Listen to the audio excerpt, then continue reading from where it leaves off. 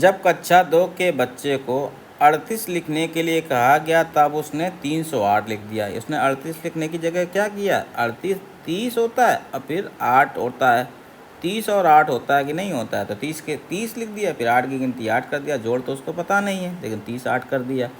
तो गणित के प्राथमिक कक्षा के शिक्षक के रूप में आप इस बच्चे के त्रुटि को कैसे सुधारेंगे। तो ये त्रुटि उसकी किसकी है, ये उसके स्थानीय मान की त्रुटि है। किसकी, उसको नहीं माना है कि फेस वैल्यू और प्लेस वैल्यू क्या होती है। स्थानीय मान क्या होगा कि 30 के बाद जब 8 आएगा, 38 गिनेंगे तो 30 के बाद स्थानीय मान बदल जाते हैं, फिर 31 आएगा, फिर 32 33, ऐसे ही स्थानीय मान में क्या होगा 38। तो ये उसकी समझ को विकसित करने की आवश्यकता है।